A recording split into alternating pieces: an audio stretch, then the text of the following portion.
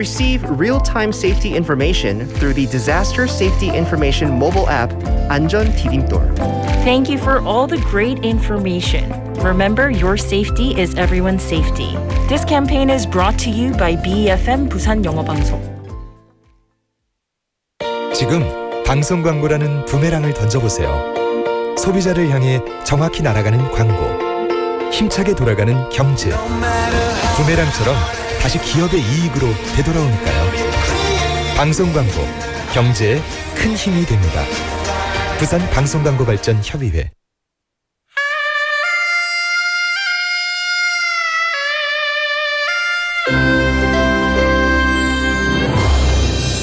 The time is now 7 o'clock.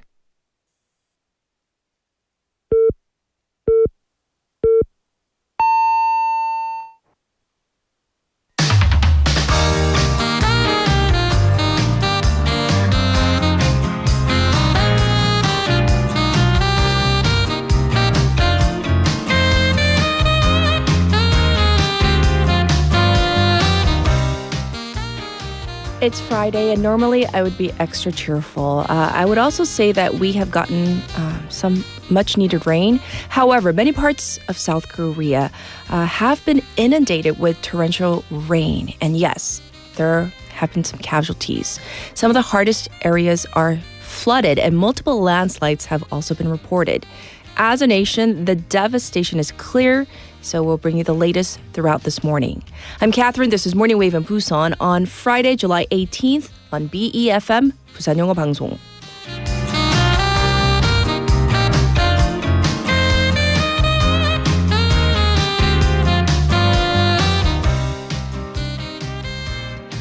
Good morning, Wavers. I hope you're all doing well. So, of course, the biggest story here in South Korea is regarding all the torrential rain, the casualties, the destruction. We're going to be covering that throughout the morning.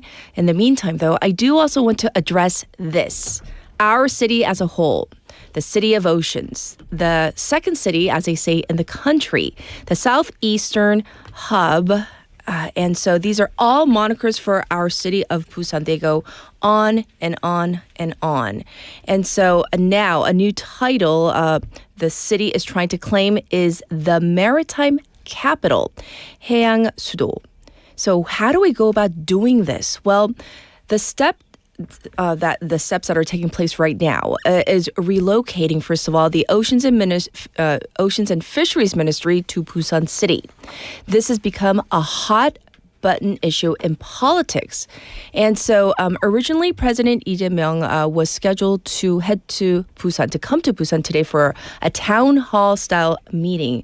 But apparently because of what's been happening, the trip, it's been canceled. That's the latest breaking news we have on that front.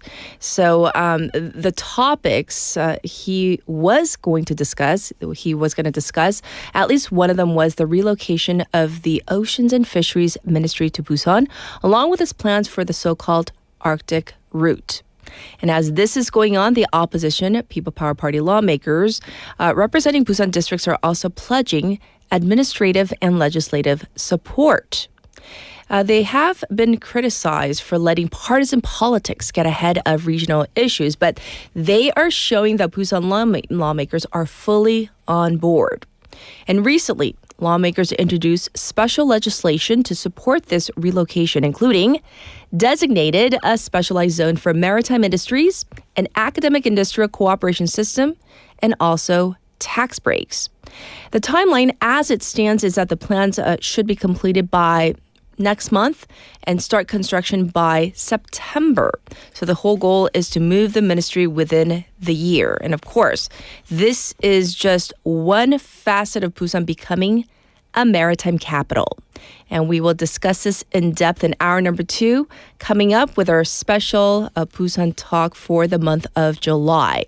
First up, though, I want to get to our text topic. It's very much related to what we're going to talk about in hour number 2. So what comes to mind when I say the words sea, S-E-A, 바다, or ocean?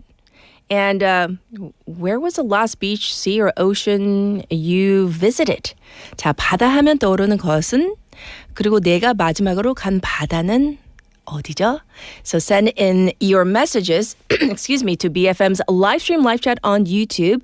Go to the YouTube platform, type in BEFM or 부산영어방송, and to find our channel, you can subscribe, you can log in and chat with our other waivers. From your phone, pound 9050 shop 9050. That's going to cost you 100 won.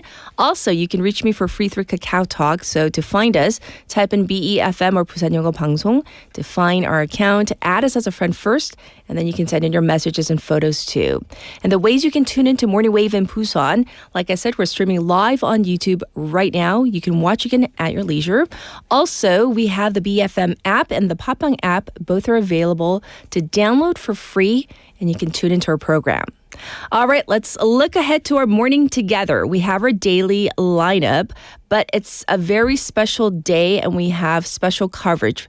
First up, with all that is going on, with a heavy rain that has been pouring down across the country, we're going to connect with broadcast journalist Kim So-yeon at a partner station, Gwangju Global Network, for the latest, what's happening in that area, because that's one of the areas that was hardest hit.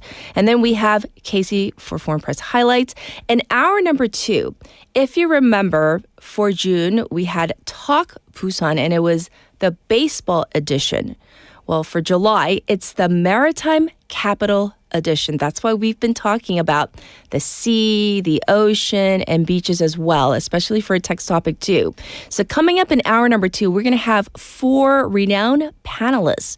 We're going to discuss this, why this is so important that we become a maritime capital, our lovely city of Busan. So stay tuned throughout the next 2 hours, and especially tune into hour number 2. I'll be back with news overview.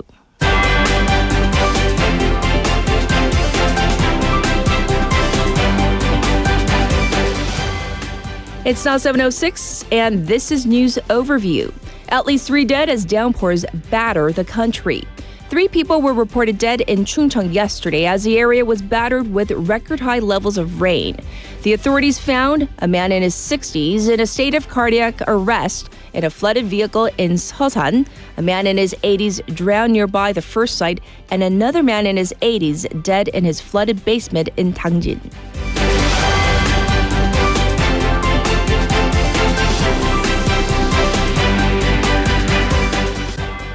3 in cardiac arrest after apartment fire in Gwangmyeong.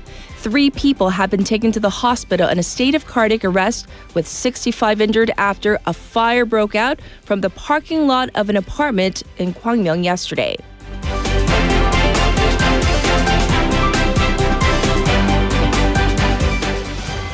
Court to review former President Yoon's detention. Former President Yoon Suk-yeol will appear in court in person at the Seoul Central District Court this morning to argue for his release at the review of the legality of his detention.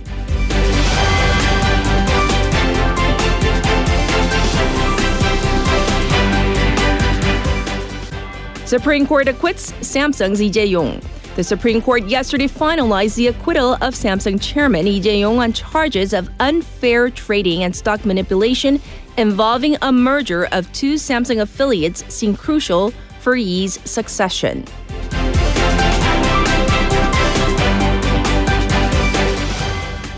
Trump diagnosed with chronic vein condition.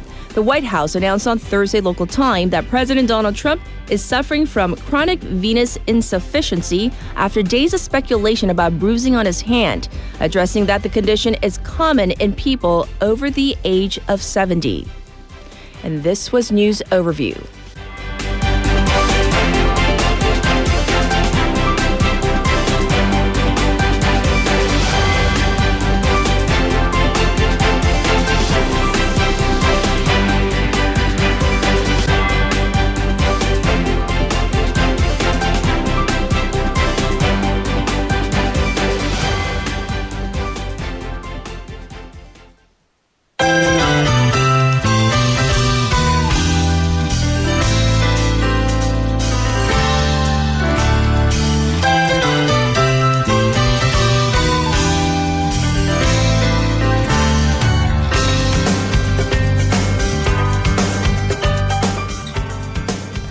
right, listeners, it's now time for Now in Busan. We have Sejin in the studio. Let's say hi first. Good morning. Hi. Yes.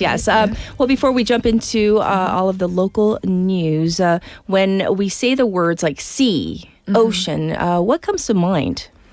Cool, calm, collective, 3 words. Oh, cool, calm, collected. And yes. the beach I most go to is Gwangan Beach because it got a lot to offer, like wide selection of something that I can buy from small vendors as well. Yes. And there's a road on Sunday. There's no cars. That's right. So people just out there and then throwing something on the floor. I really like it. Yes. Yeah. Well, thank you for sharing. We're going to jump into our first story. So, everything today is related to the whole maritime capital, here coming to Busan with the Ministry of Fisheries and Oceans due to make its move to Busan as well. And as I mentioned earlier, President Lee Jae-myung, he was scheduled to come down for that, but because of what's happening across the nation and the torrential rains, that trip has been canceled. So with that as the backdrop, let's talk about this first story.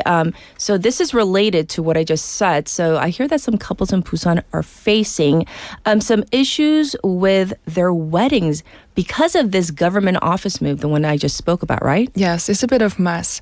The Ministry of Oceans and Fisheries is relocating to Busan, and that's unexpectedly caused issues for a few soon-to-be newlyweds. Yes, so it does sound like it's troublesome. So how is this connected to weddings, though?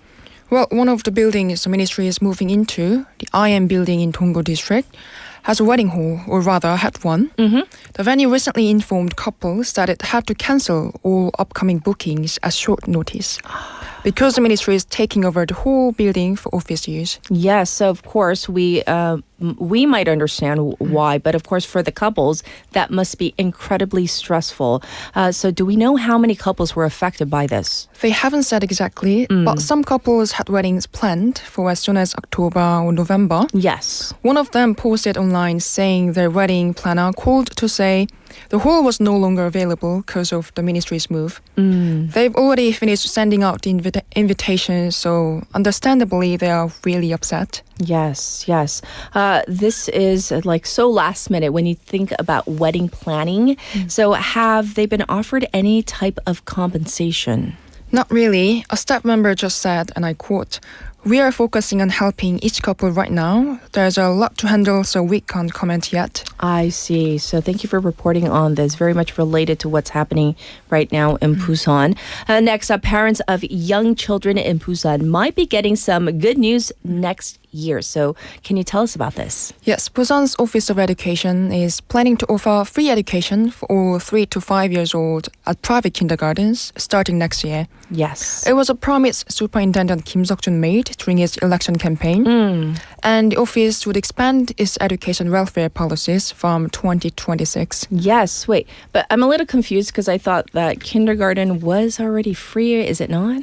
Kids at public kindergartens already get free education through government funding. But when it comes to private kindergartens, parents have to pay extra, which has raised unfair discrepancy between the children of the same age. Yes. So this is about making it equal. Well, any other support that might be coming up? Yes, right now only low-income middle schoolers get free PE uniforms. But from next year, all new students will get them. The 70,000 graduation album support, currently given to students from families earning below 80% of the median income, will be extended to include families earning up to 100%. I see. So that's definitely going to be of help. Well, what about international students? Great question. From September, small foreign schools in Busan will get money to cover lunch costs thanks to new budget passed by the city council. That means students at foreign schools are now included in the lunch program, Okay. just like those at public schools, so no one gets left out. So it does sound like a big step forward for equal support in education. Yes, Superintendent Kim Seok-jun said these changes, free private kindergartens, lunch support, and help with school costs, will make education fair for all families in Busan. All right. Thank you for reporting on this. Let's move on to our next story. So, I've heard that Busan's giving out shopping coupons to help people with living costs. So what is this about? That's right. Busan City will be handing out what they are calling livelihood recovery coupons starting from July 21 to September 12th.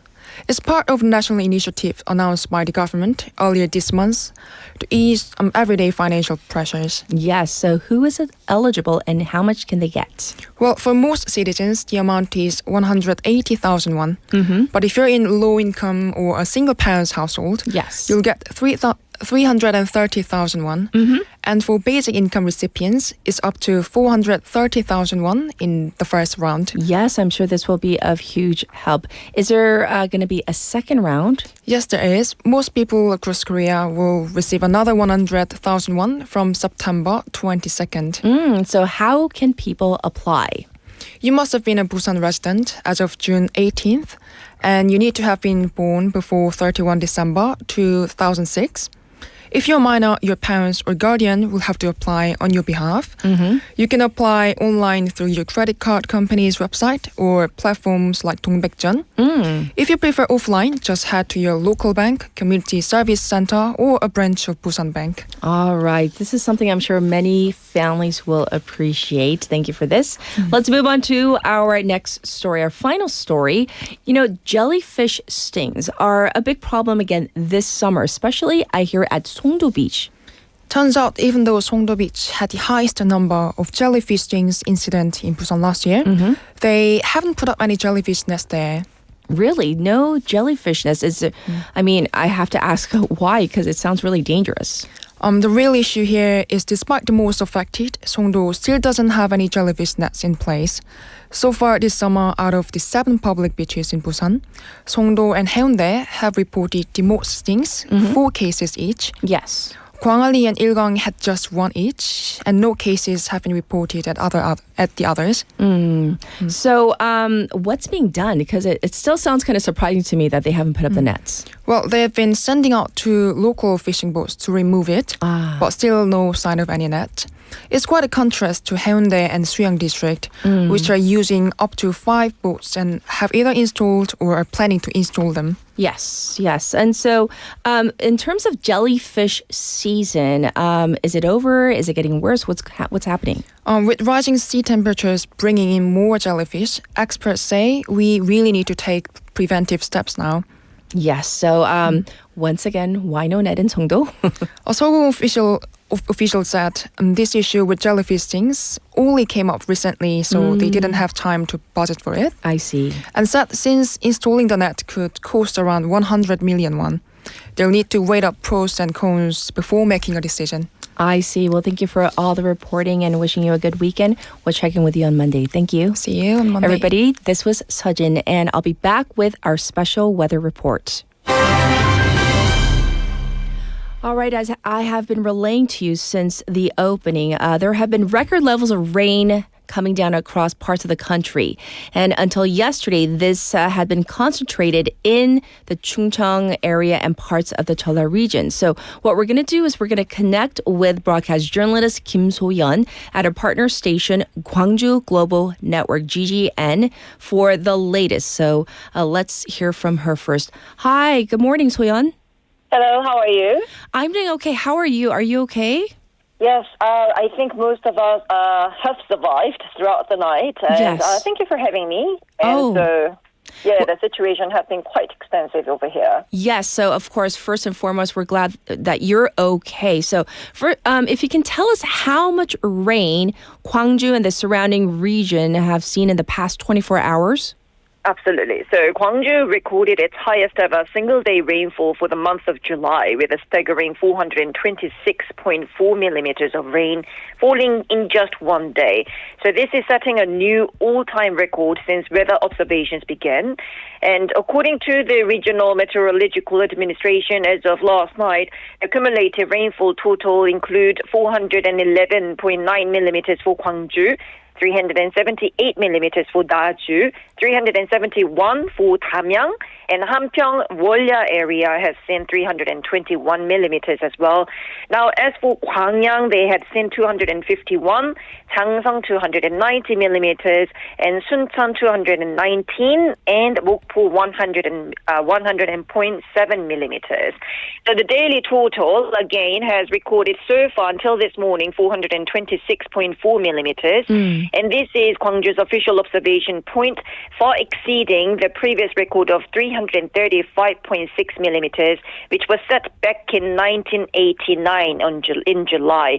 So this is making it the highest July daily rainfall ever recorded in the region's meteorological history. Yes, so the numbers are astounding, by the way. So, by the way, where are you right now? Can you tell us what you can see right now? Right now, I'm in my apartment, so I can actually see the clear skies. As of now, the morning, you can actually see the clear skies, and the meteorological office had already broadcasted that we may be able to see the clear morning throughout the whole entire morning until the noon. But from the afternoon, again, it will be pouring down, so they had warned us to be very cautious. Oh, goodness. Well, in terms of the extent of the damage, what do we know so far? Okay, so sudden flash floods had triggered by the heavy rain. It had left vehicles and drivers stranded, and homes, businesses, and even subway stations were inundated, and they effectively paralyzed daily life across the region. I'm not sure if the YouTube on your channel is already playing some of the video or the footage that I have sent last night. Yes. But you will be able to see several major rivers that are placed under flood warnings. They rose dangerously close to overflowing, and they prompted emergency authorities to launch urgent response measures. So there were various evacuation reports, and they originally forecasted about 200 to 300 millimeters, but they had seen over 400 millimeters of rainfall in the end. So this torrential downpour caused a series of life-threatening situations where, for example, one of the cases included where in the last afternoon, a report was made where a person was trapped by flood waters near the Gwangcheon Second Kyo Bridge. This is located in Indong of Bukgu district, where due to the rising water level of the Gwangcheon stream, the rescue operation was very difficult. However, they successfully pulled it off and completed after approximately 1 hour and 20 minutes. And earlier during the day, the flood water submerged roads near the Gwangju Institute of Science and Technology, where they left multiple pedestrians stranded as well. Now, in the Baegun Square and the Daenam Road in the Namgu district, they are areas that are prone to flooding, and water levels rose to adult knee height during the morning hours, so it stranded numerous vehicles as well.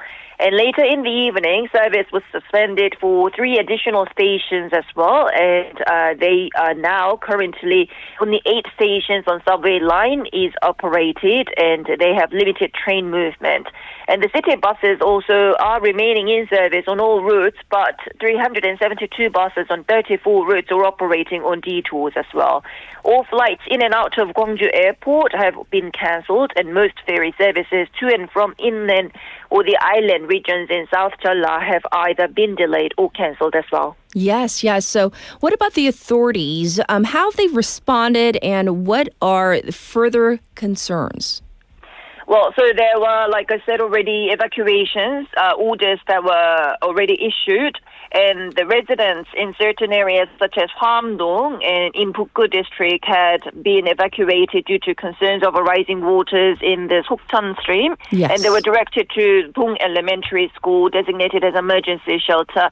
In Donggu district as well, an evacuation order was issued, and this was due to the fears of flooding from the Sotaecheon stream. So the residents of Sotaedong, Yongsan-dong, and Unrim-dong were also instructed to evacuate to safe locations, including Donggu Cultural Center, of the homes of the relatives and the acquaintances as well. Additional orders in the evening were made near, again, the Sabangchon stream, so all around the stream area, and those near the...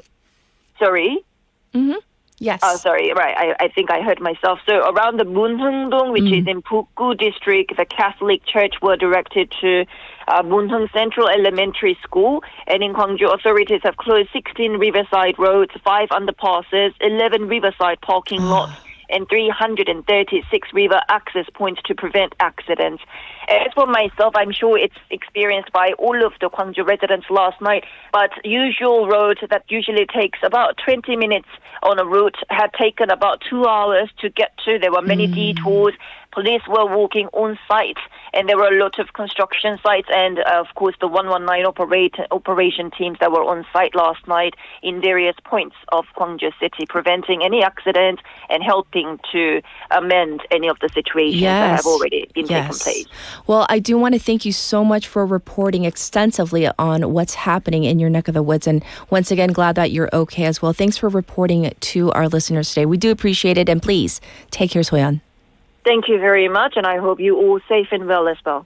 Once again, this was Kim So-yeon, and she is with Gwangju Global Network. She's a broadcast journalist for them. So we needed to find out the latest because that area received so much rain.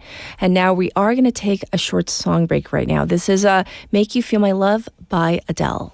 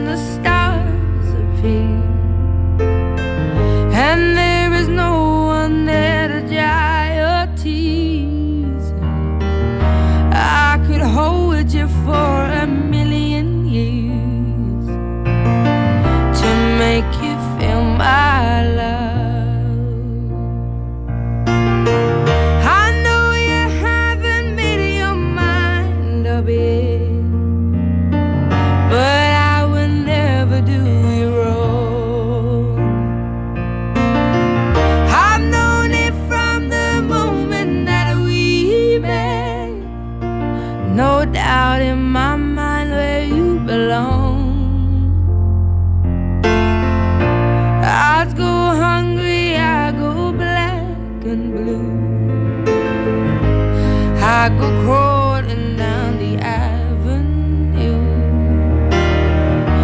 No, there's nothing that I wouldn't do to make you feel my love.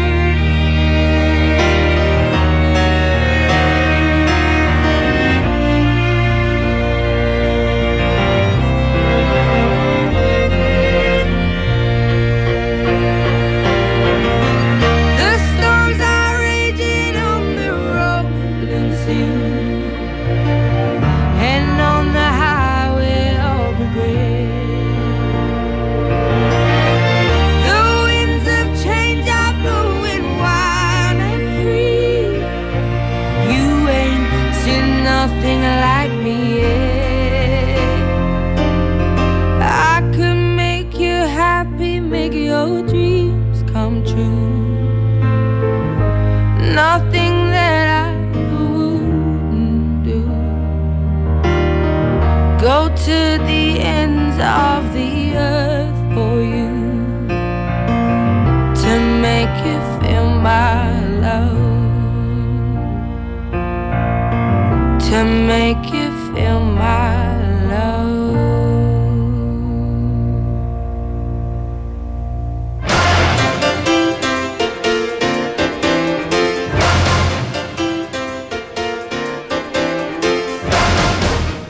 It's time for Top Stories. We have Haley in the studio. Let's say hi for it. Good morning. Good morning. Yes. Text topic real quick. We're talking about sea, ocean. The sea. what comes to mind? Serene, cool, beautiful. Yunsil, the sparkle. I mean, the one that we can't see right now, but when it's nice, Yes. when the sun sparkles on the oceans, Oh, it's so pretty. magical. It is. It is. Well, now that we have a very vivid visual, we're going to get to our first story, which is not amazing because we just wrapped up a report from Gwangju on the rain situation there, but the rain has also battered Chungcheong particularly hard, as well as other parts of the country. Let's get the latest. Right. So the casualty from the rain in the last 2 days, that comes to 4. So you reported on the 3, all from Chungcheong from yesterday. However, we are adding to that the accident that happened the day before from Busan with the Right. retaining wall collapse and the driver getting trapped there and not making it out. So that's the death count for now. And then there was also a landslide in Cheongyang, amongst others, that trapped 2 people, but thankfully they actually made it out okay. 3 people in Gwangju were taking care of the storm drains, clearing that out when they were partially buried under the soil and the silt that had gotten swept up and gushed out in the rain. Yes. And they're being treated for various injuries with various extents. So over 1,300 people at least across the country have been evacuated, and that's from yesterday evening, so the numbers will definitely be higher. But that was due to floods and flood warnings.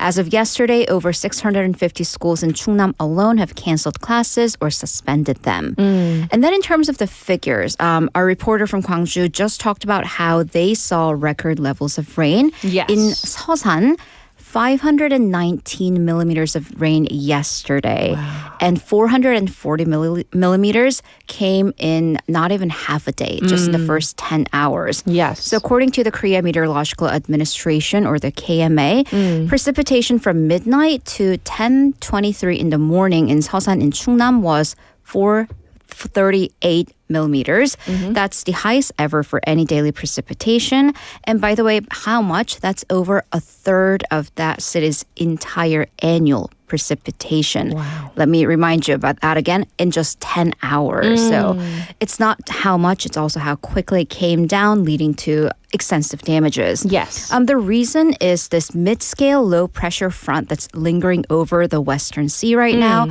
which is caused by when wet, hot air from the south clashes with the dry air from the northwest. Yes. So how has the government responded to all of this? Right, so the Central Disaster and Safety Countermeasures Headquarters is operating at the highest level of level 3, or one of the highest levels, which raises the government emergency level to the highest. Relevant agencies and departments are running their respective situation centers. Yes. This is the first time since 2023 when a level 3 disaster headquarters has been issued. It also issued the highest severe level alert for wind and flood damage, 풍수해, 위기경보 심각입니다. So President Lee Jae-myung during a senior aides meeting yesterday said that excessive response is better than no or passive response. And there were many areas reporting thunder and lightning as well. Right. So this is kind of a safety story that I want to cover with lightning that falls to the ground. It's called Nat'l. They are prevalent during such periods of downpour. So with that, although we kind of colloquially say like the chances are slim, it's like getting struck by lightning, that actually does happen more frequently than we would like to believe. So the clash of, once again, that dry air with hot, humid air also creates thunder and lightning. Right. And actually, there was a delay in Seosan's precipitation count because its precipitation measuring equipment was struck by lightning yesterday. Oh, goodness. Right. And then a fire is suspected to have been caused by lightning, and that was reported from a warehouse in Chungju. So what we're talking about is when lightning bolts fall onto the ground. They're called ground flashes, 낭뢰. So lightning, usually we see it up in the sky, in the upper atmosphere. However, these lightning strikes or ground flashes fall from the clouds onto the ground. Yes. And while we think that's incredibly rare, in the last 5 years, there have been 31 reports of lightning strikes given to 119. 6 of them resulted in cardiac arrest. So people actually got hit. Yes. There were a total of 145,000 ground flashes in South Korea just last year. So more common than we might think once again. Well, how can we at least, I guess, increases increase our chances of staying safe. Right. So, I mean, we can't do anything about the lightning strikes falling onto the ground, but when you do get an alert for 낙뢰, remember this. There's a 30-30 rule. Oh. So, if thunder strikes within 30 seconds of lightning, Okay. we are too close. We're too close to lightning. It's basically the math. Okay. So go somewhere safe and leave that place 30 minutes after you hear the last thunder. Oh, All right, 30-30. So, Got yes, it. so let me tell you why. Okay. Because it's another round of threes. We all learned in school that light travels at a much faster sound than thunder. Speed of light specifically is about 300,000 meters per second. Yes. Speed of sound, 330 meters per second. So math. If thunder and lightning are within 30 seconds of each other, they are quite close. So get umbrellas, walking sticks, golf clubs, so anything stick-shaped out of your hands because they can attract lightning strikes. So get that far away from your body.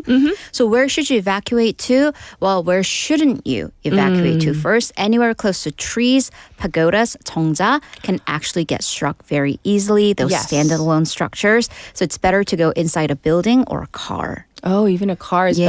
better. Okay. Well, thanks for informing us. Now we are in the know. The 30-30 rule, that's going to stick with us, hopefully.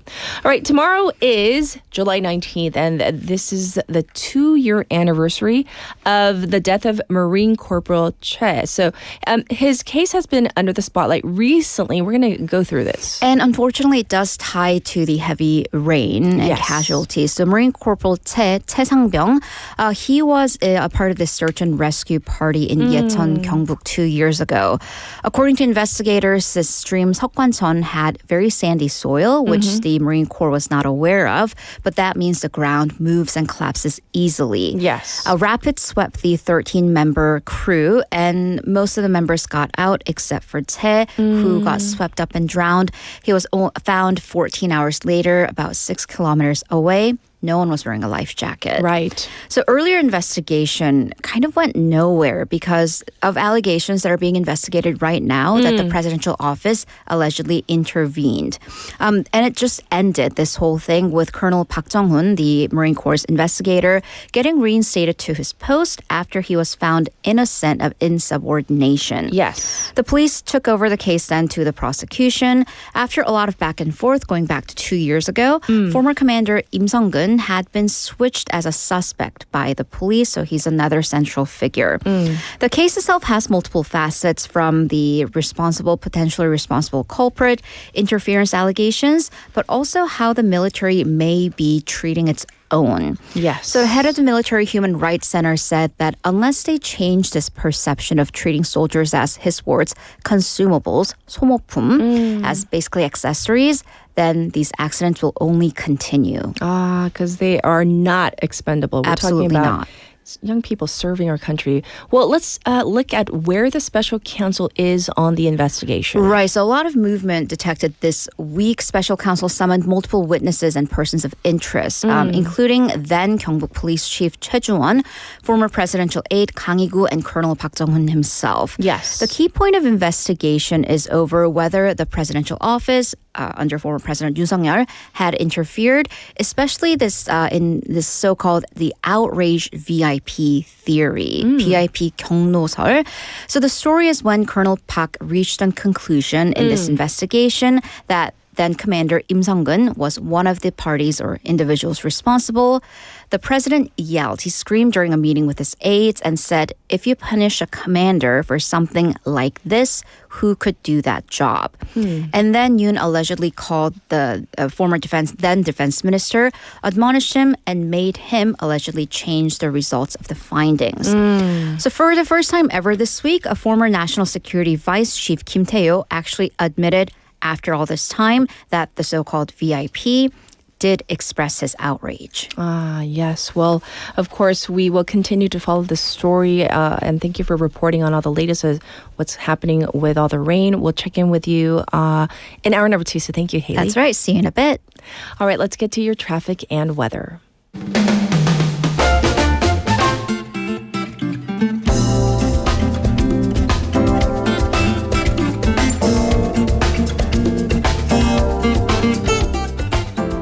It's now 7:38. Here's your traffic report. There's a broken down trailer on the Dongso overpass going away from the city on Munhyun ramp. Dongso overpass is congested from Hwangryong ramp to the old Kaegum toll gate. It's backed up on Mandakdero from Sukdung to Deokjeon intersection. And right now it's slow moving on Luno Samsangdero from Myeongji underpass to Shinho bridge. Also looking slow on Byeonglo from the Wondong ramp to Suyang Tunnel. Currently, it's 23 degrees Celsius and raining lightly in parts of our city. The rain will get stronger later on in the afternoon. Downpours continuing in other parts of the country with up to 300 millimeters expected in Jeonnam and Gyeongnam for the next couple of days. And looking ahead to the weekend, heavy rain is forecast for tomorrow with morning lows of 25 and afternoon high of 28. And the rain is expected to stop by Sunday with temperatures climbing back up to 32 degrees. But as the weather has been changing quickly recently, please check your local forecast on a regular basis. This was your traffic and weather.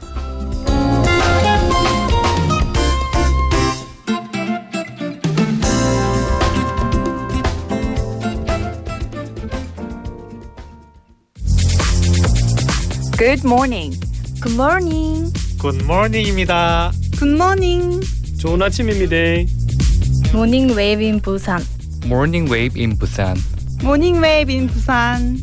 Major news, local buzz, and expert takes. It's all here on Morning Wave in Busan. Brighten up your morning commute with Morning Wave in Busan. Morning wave in Busan.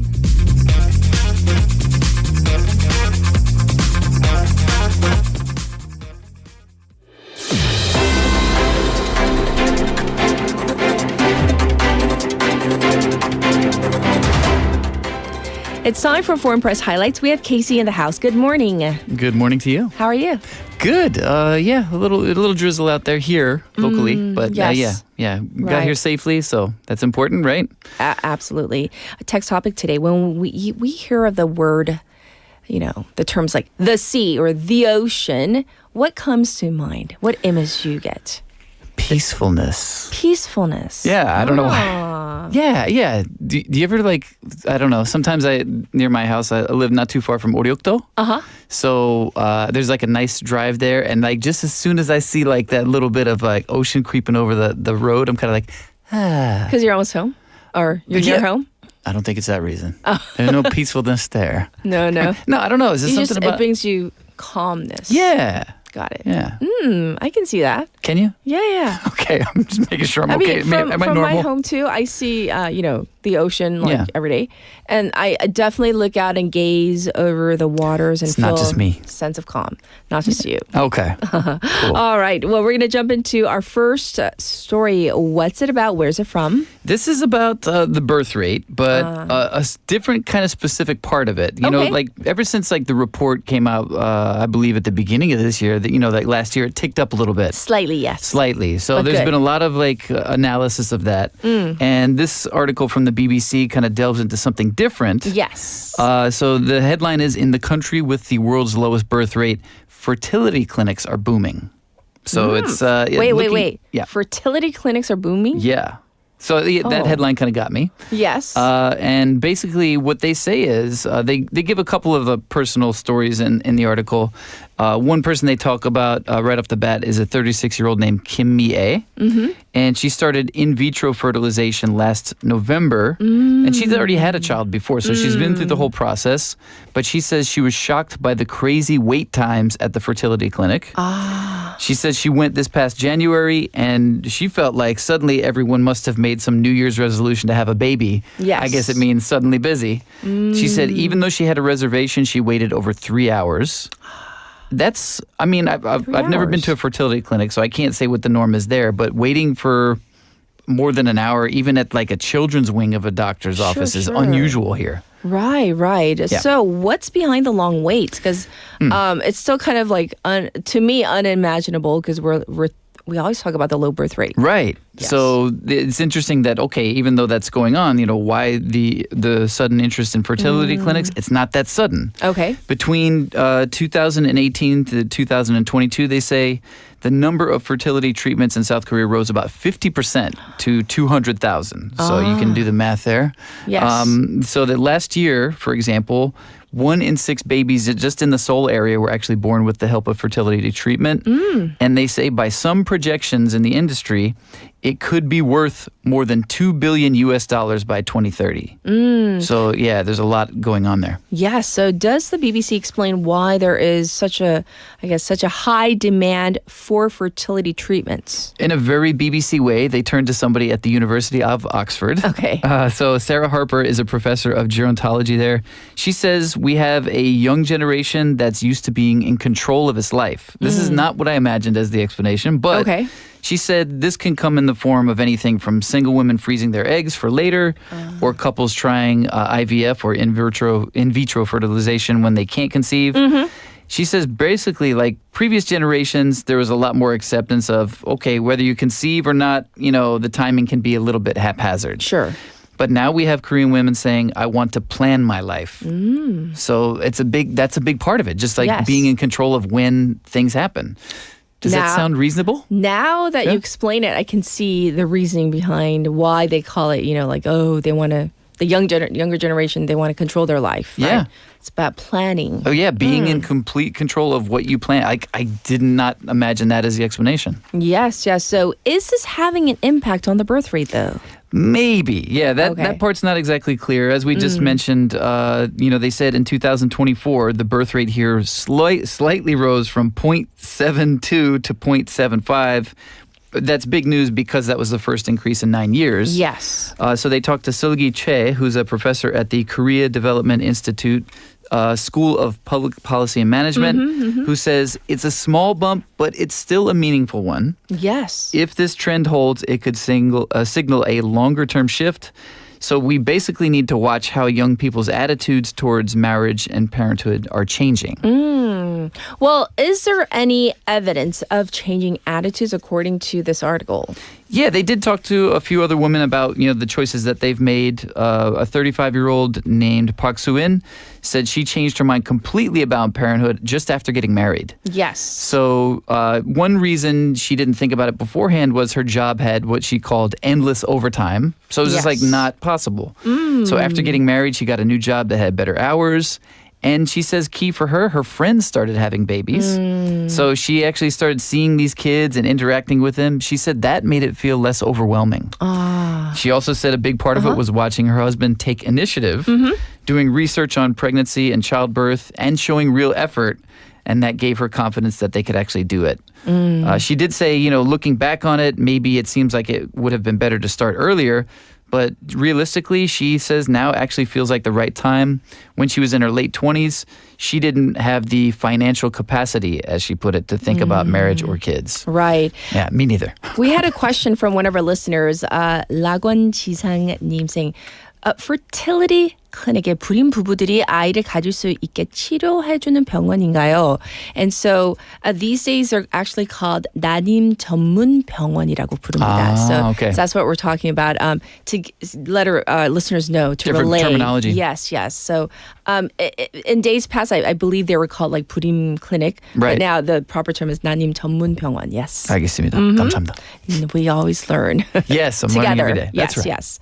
Yes. And so any other women that maybe were featured, saying that maybe they feel, the same way? Yeah, so one woman that they talked to, for example, was, her name was Jang Se-ryun. She's 37 years old. So you notice everybody's around the same age, right? That's not a coincidence. They say, according to a UN report, more than half of South Koreans say they want kids but can't afford them. And so the average age for South Korean women to have their first child is 33.6 years old, which is among the highest in the world. So Jang Se-ryun said she started fertility treatment about 2 years ago. She's done about 5 IVF cycles, which, according to what I've read in this article, it's not easy. It's not. It's a long process, and it costs a lot. I have friends, even family members who have gone through it. Yeah. It's not an easy path to take. It's not. Yeah, and she says, she of course she wished it worked out after just one or two tries, but she says for most people that's not the case, and there's evidence to back that up in the article as well. They say half of IVF treatments do not end in success. Yes. So, and she said without money, you just can't do it. That's the reality. And she said she even had to quit her job to do it because the schedule for IVF is so demanding. Right. Her coworkers are like, "Hey, could you postpone that?" And she's like, "No." So I have to quit my job.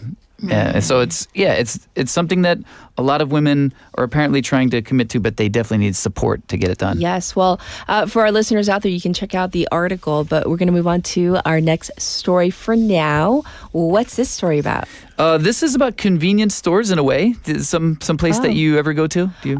Every once in a while, if I need something real quick, and there's no supermarket like a Big Mart near me. Right. Yeah, I'll jump to a convenience store. Yeah, that's the point, right? You can get there quickly, right? Convenience. That's right. So, have you ever been to a Mind convenience store? What? A Mind convenience. Yes. I'm like, did I hear you correctly? A Mind convenience store. Mind convenience store. What is this? Okay, so we're going to delve into that. This is from The Guardian, and the headline is Instant Noodles, Foot Spas, and Counselors. Oh. Seoul tackles loneliness with Mind convenience stores. Okay. And what they define that as is basically it's a place where people who are struggling with loneliness can be comfortable, enjoy a simple meal, watch a movie, or spend some time in the company of others, but you don't have to talk. You don't, what? There's no requirement to talk. Okay. Yeah, so... what is the idea behind this? The idea is basically that, Seoul is basically facing a loneliness epidemic, as they call it. If they can even kind of foster any kind of even passive interactions with people, this will help that. So thus the need to not to have to interact with people, just to be around people. No, I get it. And the reason is single-person households have surged from 16% to around 40% of all homes in Seoul in just over 2 decades. Right. So it's a lot of people spending time on their own. According to a 2022 Seoul Institute survey, they found 62% of single-person households reported experiencing loneliness. That's a lot. That is a lot. Because a lot of people live in Right. Seoul. And the city actually also estimates that 130,000 young people suffer from what they call social isolation. So last year, the mayor of Seoul, Oh Se-hoon, actually launched something called Seoul Without Loneliness. It's a 5-year program. They're committing 451.3 billion won, which is a lot. That's about 242 million pounds to tackle the issue. And O said low happiness levels, high suicide rates, depression, these are all related to loneliness. So it's a problem they want to tackle. I mean, I'm glad that, people, entities, and municipalities are being proactive, though. Yeah. And to me, I was like, the interesting thing is why the convenience store theme, right? But they explain that in the article. Okay. Kind of as you mentioned, they give the word 편의점 in English spelling, which I was like, oh, that's weird. I've never seen it. It's weird looking. Yeah. Good luck figuring that out if you've never heard the word. But basically say, 편의점s are neighborhood fixtures where people just kind of casually drop in and throughout the day to buy snacks or drink, and they want that kind of feeling. It's just like a casual atmosphere. It makes sense. No pressure. Right. No pressure, no stigma. I like it. Yeah. So, if I were, in Seoul, and I were feeling, a little, angst, a little lonely, I would pop in. Would you not? And that's exactly what one person who goes there a lot said. His name is Lee Won-tae. He's 51. Okay. He said it's become part of his daily routine. He's new to his area. Okay. He likes to walk a lot, but he has difficulty walking. So he's like, this is the place where I can take a break. I'm not looking to necessarily socialize. It's just a place to rest. There's food if you need it. There's a short questionnaire that you fill out when you walk in. Okay. I think they said it's 5 questions only, and it's like a touch screen. Thank goodness. Yeah. Because if it's 50 questions, no one's gonna want to stay. No. Right. And there's a counselor there if somebody does feel like they need to see somebody. There's volunteers who work there as well. I love this idea. It's great. Yeah. I hope this spreads all across the country. It might have to because they say they're getting from people from outside of Seoul as well. Oh my goodness, seriously? Yeah. They're going far to go to this convenience store. That's telling you something. That's right. All right. Well, thank you so much for bringing these really interesting stories about Korea from the, viewpoint of foreign outlets. And we will check in with you next week. Take care, Casey. All right. Have a great weekend. All right, everybody. This was Foreign Press Highlights with Casey. And remember, in hour number 2, we have Talk Busan, where we focus on Busan being the maritime capital. So I hope you stay tuned to really hear the chit-chat with our panelists. And let's get to our final song for hour number 1. This is a song request from Benny, 다행이다 by 이적. Enjoy. I'll be back at 8. 그대를 만나고 그대의 머릿결을 만질 수가 있어서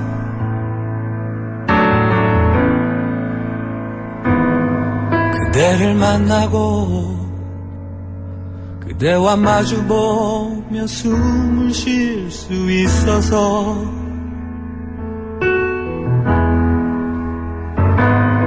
그대를 안고서 힘이 들면 눈물 흘릴 수가 있어서 다행이다 그대라는 아름다운 세상이 여기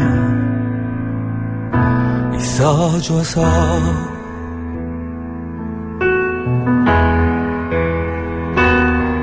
거친 바람 속에도 젖은 지붕 밑에도 홀로 내팽개쳐져 있지 않다는 게 지친 하루살이와 고된 살아남기가 행여 무의미한 일이 아니라는 게 언제나 나의 곁을 지켜주던 그대라는 놀라운 사람 때문이란 거 그대를 만나고 그대와 나눠 먹을 밥을 지을 수 있어서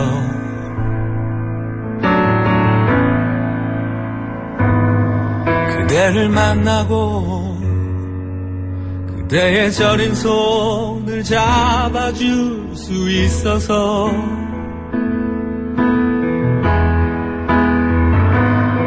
그대를 안고서 되지 않는 위로라도 할 수 있어서 다행이다 그대라는 아름다운 세상이 여기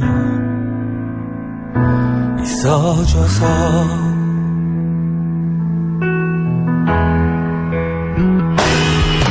거친 바람 속에도 젖은 지붕 밑에도 홀로 내팽개쳐져 있지 않다는 게 지친 하루살이와 고된 살아남기가 행여 무의미한 일이 아니라는 게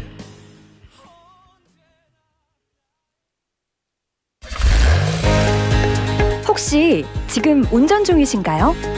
어린이 교통사고 피해자 수는 지난 3년 평균 약 9만 명. 특히 어린이 보호구역 안전기준이 강화된 이후에도 어린이 보호구역 내 사고는 지속적으로 발생하고 있습니다. 스쿨존에서는 반드시 시속 30km 이하 서행, 스쿨존 내 불법 주정차 금지, 차량 출발 전 앞뒤 좌우 살피는 습관으로 어린이가 안전한 도시를 만듭니다. 참, 운전 중 휴대전화 사용은 모두에게 위험합니다. 우리 모두를 위한 교통안전, 나부터 실천하면 모두가 안전해집니다.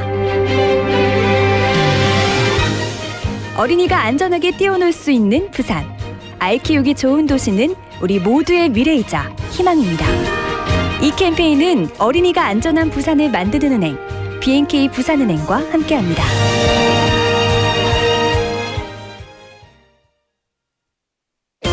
일상에서 문화를 만끽하는 15분 문화도시 부산. 글로벌 문화예술이 펼쳐지는 해양도시 부산. 다양한 문화예술, 공연과 축제가 펼쳐지는 부산에서 시민과 예술이 함께하는 특별한 동행이 시작됩니다. 부산문화재단 대표이사 오재환입니다. 다시 태어나도 살고 싶은 행복한 문화도시 부산을 위해 오늘 하루 문화예술의 멋진 항해사가 되어 보시길 바랍니다. 이 캠페인은 글로벌 문화도시 부산을 창조하는 비컬처 플랫폼 부산문화재단이 함께합니다. It's time for the Water Activities Safety Quiz Show with me, Mike. And me, Jessie. Now here is the question. On safely enjoying water activities, listen carefully and guess the right answer. Okay. From the following water safety measures, guess which one is correct. Number 1, always warm up before swimming or going in the water. Number 2, enter the water slowly and wear a life jacket. Number 3, never go beyond the designated swimming area. Number 4, call 119 or a lifeguard on duty if you witness drowning. 뭐지? 1번도 맞고 2번도 맞는 것 같은데. Time is running out. The answer is all of the above. That is correct. All of these options are important in order to safely enjoy water activities. If you keep them in mind, you're bound to have a great and safe summer. Stay with BEFM this summer for a responsible beach season. Welcome to Busan. Let me show you around. Here you can find the world's largest musical in-ground fountain and the world's only UN memorial cemetery. Stroll along the coast and explore the largest mountain fortress in Korea. As well as all this, there are so many tourist attractions, beautiful exhibitions, vibrant culture, convenient facilities, and delicious foods unique to Busan. With all the beauty and charm of the amazing city of Busan, you'll find yourself right at home in this ever-changing tourism paradise. So stay with us a while. Busan, your #1 tourist destination. Your home, away from home. This campaign is brought to you by BEFM, Busan 영어방송.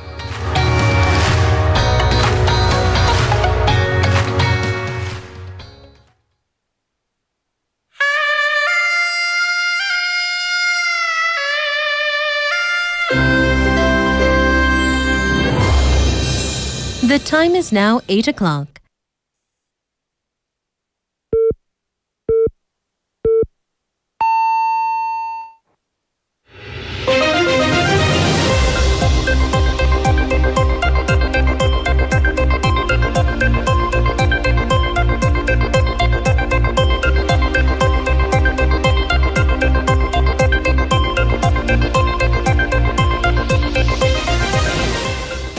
Welcome back. This is hour number 2 of Morning Wave in Busan. We begin with Spotlight News.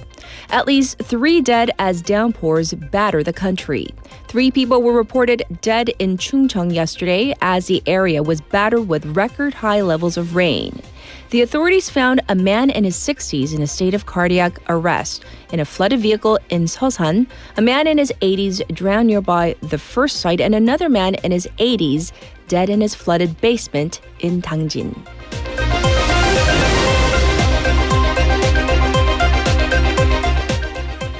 Three in cardiac arrest after apartment fire in Gwangmyeong. 3 people have been taken to the hospital in a state of cardiac arrest, with 65 injured after a fire broke out from the parking lot of an apartment in Gwangmyeong yesterday. An investigation is underway.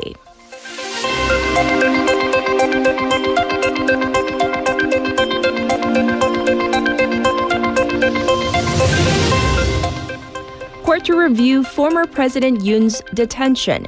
Former President Yoon Suk-yeol will appear in person at the Seoul Central District Court this morning to argue for his release at the review of the legality of his detention.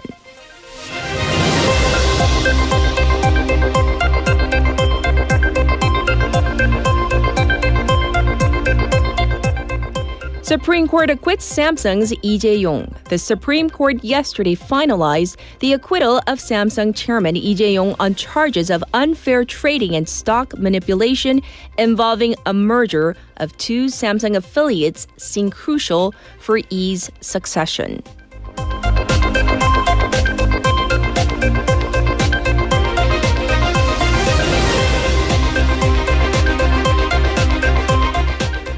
Trump diagnosed with chronic vein condition. The White House announced on Thursday local time that President Donald Trump is suffering from chronic venous insufficiency after days of speculation about bruising on his hand, adding that the condition is common in people over the age of 70. And this was Spotlight News.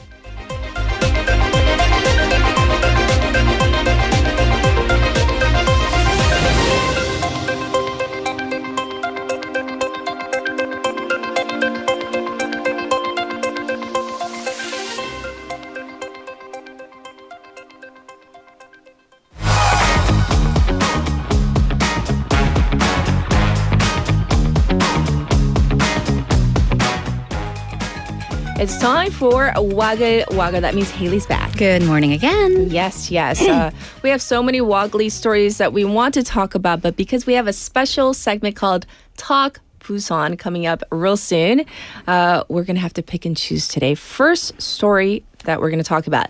The number of IVF or in vitro fertilization that has seen a big bump in South Korea. And we just, talked about it a little bit with Casey. Right. Yes. So this is actually a little bit of a different facet of this. So I'm going to carry on because fertility clinics, 난임 전문 병원, and they have become very popular. And I mentioned it briefly in our YouTube chat if you want to join us. Yes. My older sister, she was fairly young when she had her child, but because she worked in Gangnam at the time, she just went to the nearest OBGYN. And they just happened to be a specialist in IVF, fertility treatments, and really tough pregnancies. So he looks at like this 31-year-old, fairly healthy, like just with a non-tough pregnancy, and he's like, 왜 오셨어요? And she was so offended. Really? She was like, because I have a baby. But then she realized, she was like, I needed to read the room. And she left real quick. So, that's to say, fertility treatments in South Korea are very common. And recently, a very interesting case, scientifically and medically and also legally, caught a lot of people's eye. So I'm talking about this actress, Lee Si-young, who announced that she's having a baby via IVF, using a frozen embryo is peah, without her ex-husband's consent. I had to do a double take when I saw this story. I had to read that twice. Yes. From the embryo that they fertilized and froze during their marriage. Because her explanation was the expiration date, which sounds... It is what it is. On the embryo it was approaching soon. They were about to discard it. So, lots of questions. Yes. Can one do that? What's the ethics? Well, okay, so let's talk about the ethics of embryos and discarding embryos in general. According to data from the Health and Welfare Ministry, this was released by Democratic Party lawmaker Kim Yoon, there were 783,000 newly created fertilized embryos last year. Okay. That's an 83% increase from 5 years ago. And, collectively, so many reasons. Of course, as Casey mentioned, a lot of couples are going through fertility treatment. Sure. But then there are advancements in science because people are generally getting married later. Yes. And data backs this up. Women are looking into freezing their eggs. And then couples are looking into fertilizing them and freezing embryos. Collectively, now there are 383,000 frozen embryos kept throughout medical institutions. So IVF, in vitro fertilization, that's been received more or less positively in Korean society as a method that helps couples struggling with fertility and socially helping to ease somewhat the low birth rate. Right. But, there is the potential ethical issue of embryos that are discarded. Right. So now we have almost 800,000 newly created embryos each year. Well, last year, 533,000 embryos were discarded because, some were medically deemed unfit to be transferred, meaning implanted. They expired or parties asked them to be discarded. Yes. So, if we get into the fundamental debate of our embryo's life, we're going to be here forever. So I'm not gonna. That's for the legislative branch. Yes. But going back to that actress, Lee Si-young's case, it points to differences in opinion that spouses may have when they get divorced. And, is that a part of the custody battle?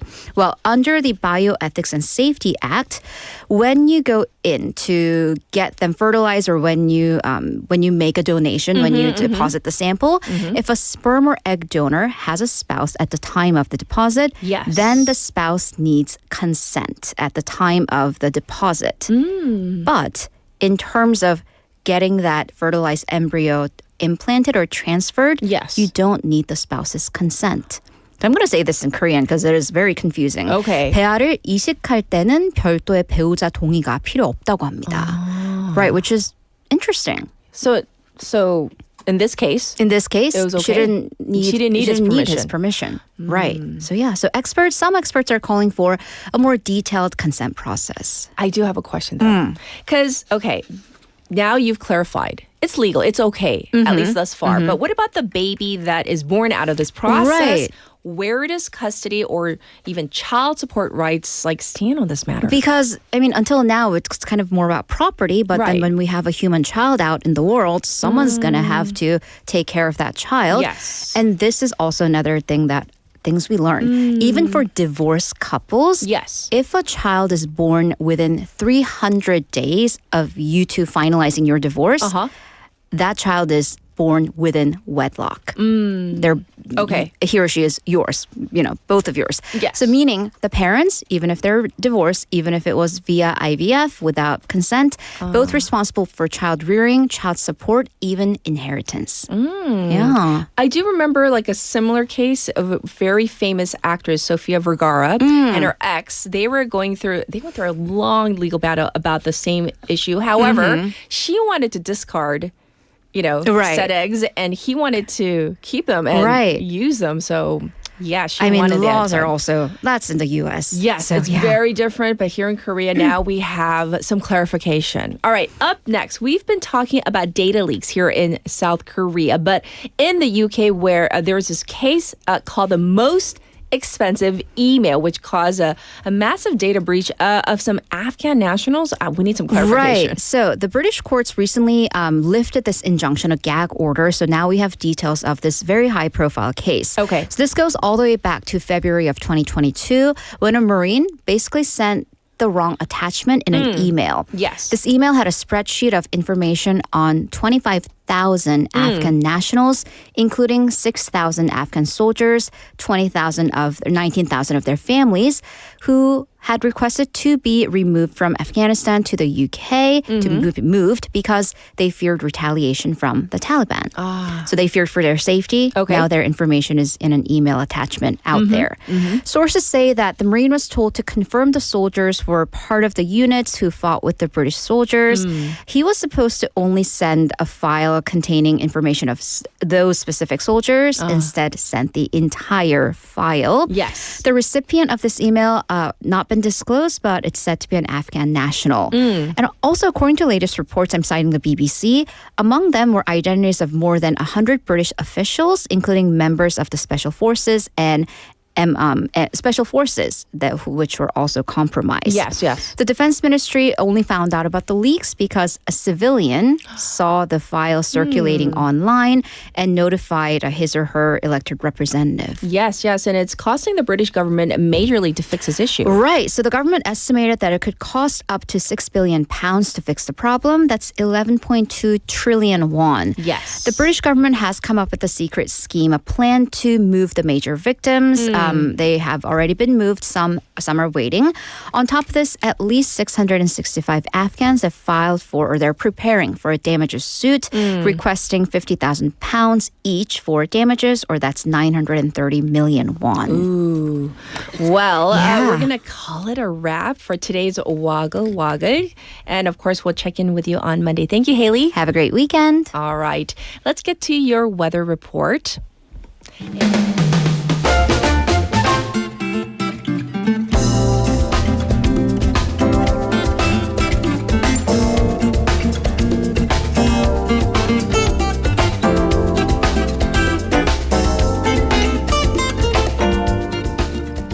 It's currently 23 degrees Celsius, raining lightly in some parts of our city. The rain will get stronger as we get through the afternoon. Downpours continuing in other parts of the country with up to 300 millimeters expected in Jeonnam and Gyeongnam for the next couple of days. Looking ahead to the weekend, heavy rain is forecast for tomorrow in Busan with a morning low of 25 and afternoon high of 28 degrees. However, by Sunday, the rain is expected to stop with temperatures climbing back up to 32 degrees. But as the weather has been changing quickly recently, please check your local forecast frequently. And this was your weather report.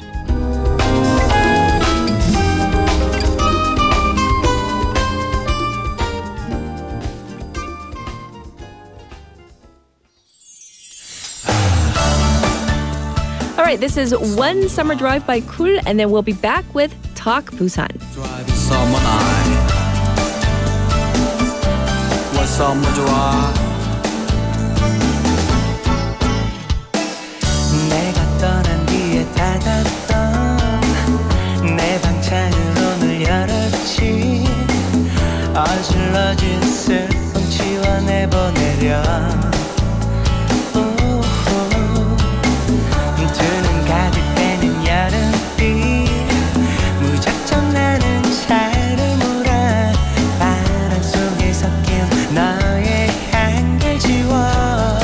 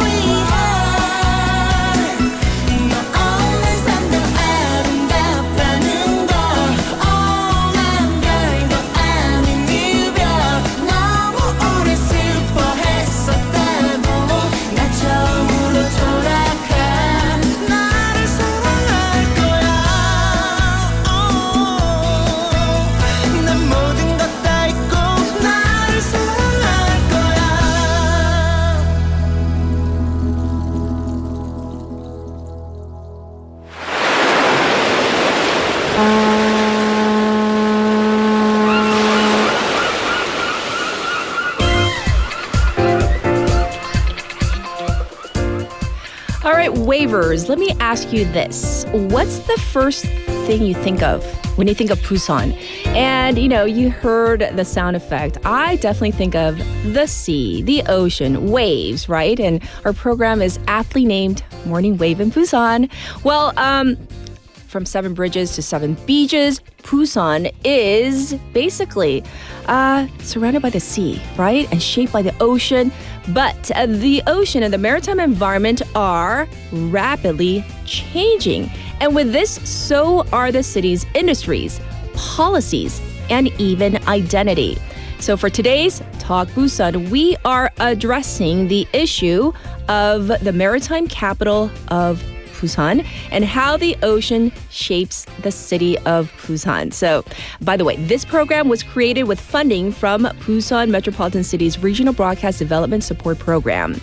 Without further ado, let's meet our panel of experts for today. First up, we have, you might recognize him, Professor Andrew Millard from Changwon National University. So let's say hi. Good morning. Good morning. Yes. And then we also have Lee Yeonju, and she's the principal research scientist of Marine Biotechnology and Bioresource Research Department at the Korea Institute of Ocean Science and Technology. That's a mouthful. So we're just going to call her Dr. Yi. Welcome. Oh, good morning. Yeah. Thank you for having me. Absolutely. And then we also have Cho Hana, Executive Director of the Korea International Ocean Festival. So welcome. Good morning. Thank you for having me. Oh, yes. The pleasure is all ours. And last but not least, we have Kim Kyung-lim, CEO of Hwahwa Studios. So welcome to our talk this morning. Good morning. I can call you Lima like I usually do, right? Yes. Okay, great. So now that we are set with the introductions and all the hellos, I want to ask you a question to all of you, and feel free to jump in. But first of all, why did you choose to live in Busan? And I'm going to go to my right first and ask 조하나 대표님, why Busan of all the cities? Like for me, it wasn't much a choice as it was fake. Because I was born and raised here in Busan. Because my parents. 진짜 부산 사람. 네, 완전 부산 사람이에요. 토박이. 네. Okay. So I always had opportunity to live anywhere, like elsewhere, like Seoul and other country. But I always coming back to Busan. I don't know why. But I get it. I definitely get it. Coming back to Busan. Well, what about for Lima? Actually, I'm exactly the same. I'm born and raised in Busan, but then I lived in Canada for over 11 years, and I ended up coming back, and I'm loving it more than, when I was younger. I didn't appreciate what Busan had before I left Busan, and then, I'm actually choosing to live here. So, yeah. Oh, so that's definitely, I think, a common thread, the choice. You're choosing. And what about for An 교수님, for Andrew? Exactly the same. I was born and raised here in No. As you know, I'm English, I'm British. But when I first came to Korea, it was 2004. And I was in Seoul. Yes. Just for 6 months. But to be honest, I really hated it. But during that 6 months, I came to Busan with some friends. And we went to Haeundae. And just immediately, I thought, if I ever come back to Korea, I'm going to live in Busan. Wow. I got That's what I did. Yay. So, welcome. Something keeps drawing me back to Busan. I don't know what it is, but maybe also my fate. Destiny. And what about Dr. Yi?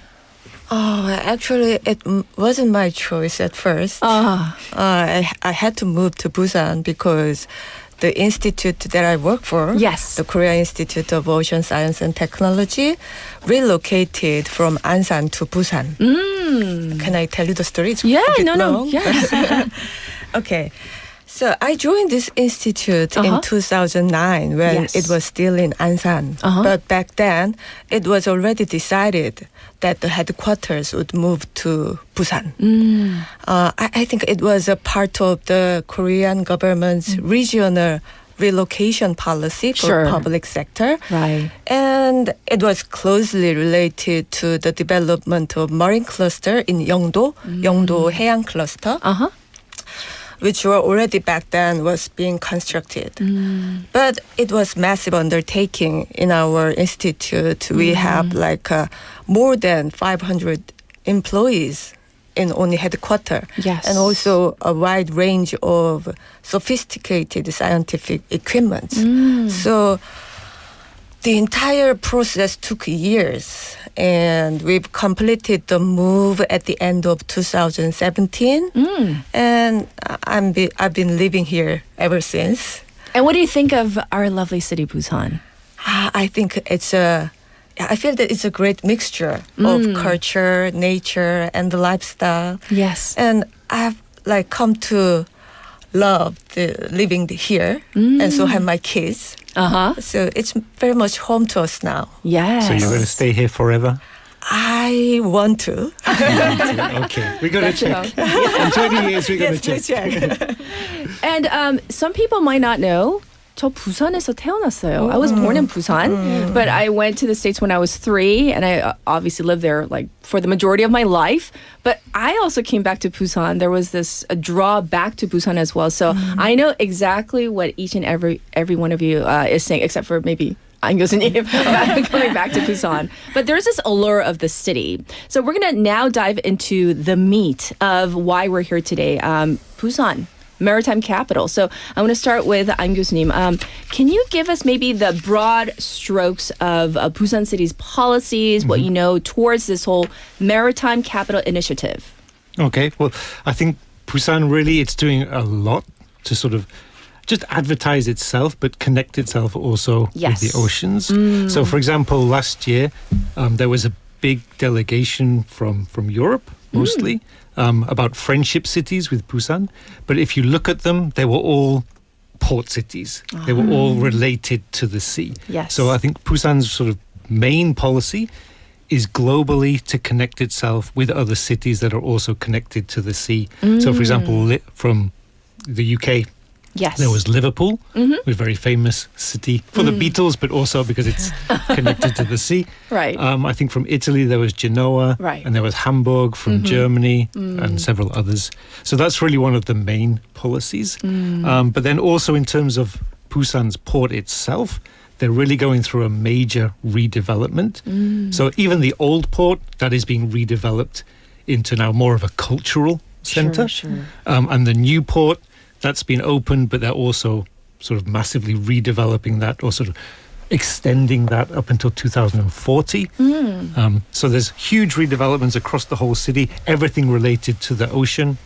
But also, Busan Finance Center is one that's really starting to grow. Right. And I know there's a bit of controversy about which banks are going to come down to Busan. But we'll skip that for today. But I know... it's a secret. Okay. But no, also when I've been speaking to them, one topic has been sort of finance, maritime finance. Right. So again, every sort of sector in Busan, we can relate back to the oceans. And of course, logistics. That's one of the major ones too. Well, thank you for giving us the broad strokes once again. And now I'm going to turn my attention to Director Joanna, because I want our listeners to know about how you got started with the whole Korea International Ocean Film Festival.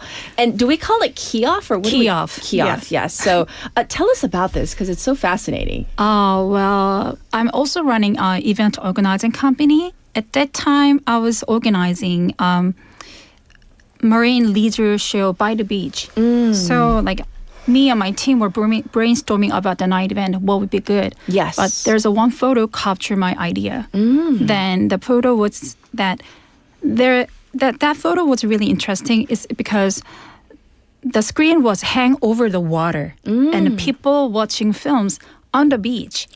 And that bring me an alarm then. Why not doing this in Busan? So we did a small scale of film festival at the moment. Then response was incredible. So that bring me a confidence to hold a big full scale of film festival. And here I am. It's been, already 8 years edition this year, but including pre-event and everything, it's about more than 10 years. Oh my goodness. Already. Yeah. I can't believe it. It was just a couple years ago I heard about that you were leading this, and now it's been. So what are some of the issues or themes highlighted through the films? Because we have some of the films that are on our screen right now. So what are some of the issues or themes highlighted through the films that your festival highlights? Well, maybe, for example, one of the most impressive screening was 2020. Then when we opened the film titled with Under Thin Ice by Dennis Blackwood, it documents the collapse of ecosystem over northern Canada due to global warming. But there's a well-known images probably you guys all seen on the media. Yes. Like the polar bears are trying to climb in glacier, but he keep sliding down. Yeah, that images is got from Verity's film. I see, really. So ironically, on the day of the screening, Busan was hit by huge downpour. So the entire Centum area was just flooded, and the car was stalled on the way home. But no one complained because some audience just told us afterwards, saying that the film helped them to understand these extreme weather events. Because it's because of the consequence of climate changes, and it's just something we need to act on. So beyond the climate changes, we also screen films covering about marine debris, overfishing, byfishing, and etc. So these important topics can be delivered as a news reports or the studies. But I think that film is kind of good educational method because it brings the stories and the emotional power as well. Yes, it brings it to life. It's not just like something that might be boring to some people, but it brings it to life. It engages people. So can I just ask? So yes. I went to the film festival this year, the opening. You show many films over the festival. Right. Do you watch all of the films before? And how do you choose which films to include? Actually, for this year, we are selecting 100 from the ocean-related documentary I had to watch. And also, there's a 200 film that we are submitting. So do you watch all of them? Most of them. And I'm sure you have a panel that watches them, right? We do have a programmer of each sector. But for the documentary and ocean-related matter, I do mainly cover. So I had to watch all of them. Wow. Wow, 대단하세요. So that is why I really like film. That is why I'm starting this job. But after doing this, I don't watch just major films anymore. It's all about the indie and the documentaries, right? Right. Well, thank you for sharing. Thank you for your question, Adiosunim. I want to turn to Lima for now. Staying on, content and whatnot. As a content expert, can you tell us about why oceanic landmarks, especially Busan's landmarks, have become such kind of cultural icons in pop culture? Yeah, I want to point out, first of all, I've noticed that in the contents, it's usually films. Yes. There are different sort of approaches from Korean contents versus non-Korean content. Sure. So we all know that Black Panther was filmed in Busan in 2018, released in 2018. Actually, it was a huge news in Korea throughout. And I could see it typically how blockbuster movies like to film, those unique topography and, diverse, big, fancy bridge light up in the nighttime. Yes. And then also hillside alleys and racing cars and also jagachi because that's really, really exotic texture to foreigners. But then when it comes to Korean films and stories, they want to touch upon historic values and also cultural values background, how Busan was shaped after Korean War and versus so it conveys a lot more also port culture, some gangster smuggling stories as well. So Busan has this really diverse cultural icons, not only landmarks like Marine City or Gwangan Bridge or Centum City that is representing modern, almost futuristic, really fancy part. And then also if you go to old cities like Nampo-dong and Jungangdong and stuff, you know, and there are hillside, tiny little cultures and small villages. It depicts historical tough times that Korea has go through historically after the colonial colonization and then war yes. time, and then also like how developing the society like 국제시장, and like it touch upon tough what is it, port working class and grit kind of thing. So I think Busan has a bit too much, really, compared to like San Francisco. It has, it doesn't have only fancy part, but also it has really historical, cultural part. So I think that's how unique it is. Hyundai as well. The whole of Busan was destroyed. Yes, that's true. A scary film. Yeah. Apparently, that was the first film that depicts tsunami scene in that kind of scale. Yes, and it was pointed out that in San Andreas, the other Hollywood blockbuster movie, had almost the same scene, that the high skyscraper was made by tsunami, but Hyundai was first. So let's all remember that one came first. Yes, yes. And now, if I can turn our attention to Dr. Yi, starting with like the big question. Why are the oceans, the waters, surrounding Busan so important? Okay. I can give you a lot of reasons. Yes. As just someone who lives in Busan, but I think I need to answer this question as an ocean scientist. Yes. Right? Okay. So there is a lot of areas in ocean science, but my work focuses on like discovering biologically active chemicals, compounds from marine living organisms, like marine animals such as corals, sponges, tunicates, or sea cucumbers like that. And sometimes we get some microbes in the sea. So we collect these species from the sea, bring them back to the lab, and try to extract and analyze what they produce and contain.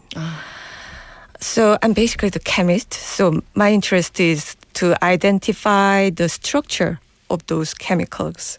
But once we identify those compounds, we need to collaborate with other scientists to figure out what they can do to us. So whether it has like a beneficial effect or toxicity.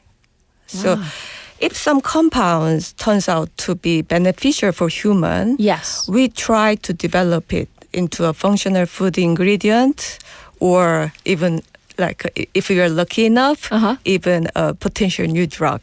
And if some compound is toxic, we look for ways to avoid or manage its effect. Wow. So basically, I'm organic chemist working closely together with biologists or medical researchers. Yes, yes. So if we think about this whole process, it totally makes sense for someone like me to be based near ocean, but also in a big city. Yes, yes. I need access to marine lives, but also I benefit from being close to other researchers or institutions. Yes. So when you think about that, Busan is ideal for that. It's one of the biggest coastal cities in Korea. Yes. And also it has like busy ports, a sea around, busy ports and ships, and research facilities and institutions, and also major universities and hospitals. That's true. But actually, it's not just about my lab or my work. In a bigger perspective, on my research institute, KIOST, it's quite beneficial to be near the ocean. Like one of our core activities is ocean research cruise. So we are running several research vessels like Isabu, which is almost 6,000 tons. And we also have smaller ones like Iado or Onnuri. So these ships go on mission everywhere, like from nearby Korean waters to the high seas of Pacific or Indian Oceans. Yes, yes. So for a long time, the home port for these vessels has been located in Jeojedo. But even when we were in Ansan, when headquarters was in Ansan. Yes, yes. So now that we are in Busan, it's much more convenient for us to run these operations from here. Yes. So it would be even better if we could have our ports right here in Busan. But it seems that setting up a new port for large vessels isn't that simple, and there are several challenges we need to walk through. Yes. But still, having the ocean right beside is quite beneficial. And as you can see, to us, the sea is not just a beautiful backdrop. It's a foundation of everything we do. On the whole, would you say that Busan's the seas around Busan are pretty clean? Because when I go to Hyundai or Songjeong, the sea looks really clean. That could be highly political. It's a tough question. I'm not that expert, so I'm not sure about that. She's pleading the fifth. How about that? Just like how politicians would answer. I'm not sure. Okay, so I want to go back to you, An 교수님, Sure. because you already mentioned how Busan is increasing its work partnership with other hub cities. So if you can tell us more about Busan's role as a logistics hub, because yes, we talked about the science, what benefit it can have to people and of course research, but I also want about the logistics hub sector. So for me, not just as a professor of international relations, but also the work we do with the European Chamber of Commerce. Yes. For me, what sets Busan aside from every other city in Korea is the logistics. So we have Busan Port, which is, I think, the 7th largest in the world right now, about 25 million TEU every year. Yes. But this logistics, this is really what brings not just Busan, but Busan, Ulsan, Gyeongnam, so the Buul-gyeong region, it brings everything together. Right. So this not only is good for the Korean economy, but it also attracts a lot of foreign investment. But even though the port is really the biggest sort of magnet, what they're trying to do in Busan now is create what's called a tri-port system. So obviously we have the port is the main center, but also links with trains, so going into mainland Korea, and the airports. So one of the reasons to build the new airport, again, we want to avoid the political controversies. But we do need it. But the new airport overflow. will be incredibly important, again, Yes. for this logistics network, to make it 24/7. Yes. Okay. And so direct flights to other regions around the world, it's really important. That's a great point, because right now for the Kim International Airport, from what I understand, it's not 24/7. It's not, so no. yes. So great point that you make in terms of the need for the new Gadak Airport. Thank you. That not political. I mean, it's just a fact. We have too many travelers in and out of this one airport in Kimhae. So now let's turn back to Johanna 대표님. In terms of you've told us about some of the films that have been featured in your film festival. So maybe you can recommend to us some really good ones that we can try to find, even if it's not playing at this year's or maybe not necessarily last year's, but ones that really, really stood out to you, something we can learn. Oh, for learning matter. Then you should come to our film festival. Yes. And when is it? It happened This year last already. Yes. Yes. But we're expecting some of the special screening as well. So please keep interesting on us. Yes. And let me introduce some of the film that I would like to recommend was Ocean Watch, which was we screened. The title is Ocean Watch, A Story of Deep Sea Exploration by Leo Richard. That you could see the picture. Probably it could be very familiar to the Dr. Lee. Well, it takes viewers to 4,500 meters beneath the surface.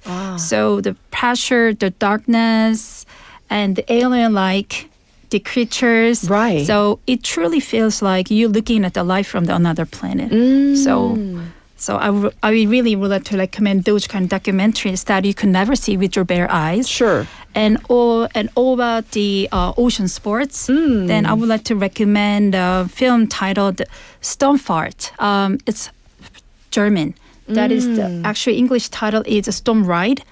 There's a subtitle as well. The World Toughest Sailing Race. So by Philip Grip. We shown it in 2012. 2020. Yes. So followed Boris Herman, which is a famous sailor, as he raced 45,000 kilometers around the world without engine assistance. Wow. So can you imagine how life would be doing navigating storms by himself, cooking himself, surviving from loneliness for almost 3 months. Wow. So after this film, you could have a kind of human respect for him. That's amazing films. Yes. So actually in the film, he faces all the difficulties you could imagine, which can be happening on the sea, but he overcome those. And then just final race, he won the 5th, I believe. Then that was a really amazing film. So yes, I would like to recommend this film as well. And also we shown several stories of sufferers who's overcome the trauma from the shark attack. Those kind of sports films are giving us kind of incredible human journey, gives us a kind of, we are growing along with them. So I would like to recommend. Yeah, inspiring. Yes. Yes. So once again, Ocean Watch and also Storm Ride, the English title of the second one that you mentioned. Fascinating. And I'm sure we can gain a lot from those two films. Going back to Lima, if we go back to the whole idea of contents and if we look at the broader theme of the fact that, you know, the Maritime Capital Initiative, that is, what would you say in terms of, you already mentioned some of the nooks and crannies of Busan, but would you like to expand and maybe tell us more about your thoughts about what you might want to see in the future featured in content, whether it's film or cartoons or animation? Wow. Actually, yes, I have imagined that many times. And part of it is what I'm already doing. Yes. Is that, I mentioned about like Korean and Busan culture, more like modern era and on. Because when we touch upon like historical, like really old ancient culture, we often think about Seoul or Gyeongju or like, you know, more of a historical cities. But apparently Busan has a lot of those, historical, cultural, mythology or fairy tales as well. So we are touching upon that, developing those kind of content. So although right now the metropolitan city has the look that almost doesn't have ancient stories, but we could definitely touch upon those. And also, if I were to look at foreign films, just like how in the movie Titanic, when they picture like Statue of Liberty, it represents like, you know, arrival and immigration and a new start, things like that. So we can picture on maybe like not just the story point, but like using the landmark as it could mean something globally, that Busan might have some kind of iconic symbol, almost of a symbolism. That other port cities or other parts of Korea cannot depict. That would be very unique because it, you know, one picture says a lot about that culture. So to be able to do that, Busan has to become a little bit more famous, I guess. And then what it's going to be, I don't know exactly what part of Busan that's going to be that kind of an icon. I could be the icon. I'm guessing all on your own. I'll sacrifice myself. A Brit who came to Busan and then became super famous. Sounds good. Be us. You are the Bridge of Busan. I'm the Bridge of Busan. You nice. like it? You can wire the money later. Yes. But all joking aside, I want to turn to Dr. Lee once again. Despite you know, the environmental issues, the extreme weather, climate change and all that, can we talk about the challenges that are facing the seas? Because I know we talk about, it's so hot and, you know, and right now we're having torrential rain across the country right now with even casualties, and it's so unfortunate. But what challenges are our oceans, our seas facing right now? It has been on this table already. I would say rising sea surface temperature. Right. Of course, it's a global issue. But right here in Korea, surrounded by ocean on its three sides. Yes. It's happening and affecting us even faster. And scientists have reported that the waters around Korean Peninsula are warming at a notably rapid rate. So my colleagues who have been studying ocean climate changes or marine ecosystem have been raising these concerns and these days more frequently and severely. So is that affecting food production? Sure, it already affects the fishery industry. And, so as we all know, the warming ocean is changing the coastal ecosystem first. Right. So some native species are disappearing while some other species in tropical regions coming north into Korean waters. So among these newcomers are dangerous creatures like blue-ringed octopus, lionfish, stonefish, as you may heard, and some species of sea snakes and some corn snails. So all of which carry toxins. Yes. And I think it's just the beginning of the bigger differences that we will experience. Right. Well, I wish we had more time, so I'm going to throw to all of you one final question before we wrap up. How do you think the sea or the oceans form Busan's identity? Oh, who wants to jump in and tackle this question? Because it's kind of, you might think it was kind of far-fetching, but really, the identity, when I think of Busan, I don't think we can leave out the oceans, the seas, the port. We are a port city, right? So maybe with Professor Andrew? Sure. Yes. So I was going to go to the beach later today, but now these scary fish are coming. Maybe I'll avoid it. But no. So for me, really, Busan and the sea, it's about connectivity. I think if I had one word, it would be connectivity. Yes. So like I said, not just connecting trade of goods, but also connecting peoples coming into Korea and for Koreans wanting to leave and explore the world as well. Sure, yes. 대표님? 네.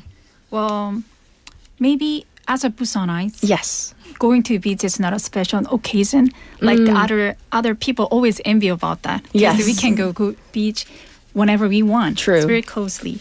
So that is kind of our audience also saying that when they're watching films about the people by the beach and oceans, they also say, oh, that's my story. They feel common. So I think that there's just something about seaside community has a same feeling because our natural character and the way of our speaking. Yes. So it's not just our backdrop; it runs our blood. Oh, there's a familiarity. There's a connection. Right. Wow. Lima? Yeah. I actually, connecting to my first answer to why I live in Busan, I would say the reason why I chose coming back to Busan is definitely diversity. So because it has metropolitan city and it has ocean, it has mountains, and because there's ocean, there are rivers as well. And yes, that whole unique topography and positioning. You know, when we talk about beach, we don't have just one type of beach. We have different types of beach, pebble beach and white sand beach. And then, you know, Gwangan has like much more fine sand. Yeah. So, you know, each beach has its own characteristics. So unique. And it's so diverse. You know, like who hangs out in Haeundae is different from who hangs out in Gwangan. Oh, yeah. And then sometimes, same thing with the Songdo. It's so that whole diverse of ocean culture is in one city. That's really, really unique. Yes. Yeah. And we're going to wrap up with Dr. Lee. Okay, so actually, I moved a lot in my life. I was born in Seoul, but grew up in Pohang and spent most of my younger age in Seoul. And then I lived a few years in Boston, Massachusetts, and then came back to capital area again, but this time not Seoul, the small cities around Seoul like Gwacheon and Gunpo. And finally, I'm here in Busan, and this is the best city that I have ever lived in. So one of my favorite moments of the day, of each day, is simply commuting. I cross the 부산항대교 to get to and from work every day. And every time I get to see these sea ships, ports, and like cranes. I love the shape of crane, by the way. So it gives me a quite sense of peace and clarity before and after a busy day. Yes. And it helps me feel more grounded. And I also enjoy running by the beach and swimming in the sea. I think these outside activities makes me gives me both physical and mental strength. So in general, I think living by the sea helps people to live more healthier and balanced life. So I think this is a big part of what shapes Busan's identity. So it's a city deeply connected to the ocean, but not just economically or scientifically, but emotionally as well. Yes, yes. Well, I mean, I was taking notes furiously because you were all the panelists here giving us such great content and your thoughts and opinions, whether it's connectivity, familiarity, diversity, and just being healthy as we push and drive to become this maritime capital, true maritime capital. So I want to thank you so much for coming in today and giving us a wealth of information and opinions and wishing you nothing but the best. So thank you for coming in today. Yes? Thank you. Thank you. All right. I do need to let you know, to the waivers out there, this program was created with funding from Busan Metropolitan City's Regional Broadcast Development Support Program. 이 프로그램은 부산광역시 지역방송 발전 지원 사업 보조금으로 지원받아 제작한 것입니다. And producer 조예지, we have a writer Haley Seo. I was your host, and I'll be back on Monday. So wishing you nothing but the best. Bye, everybody.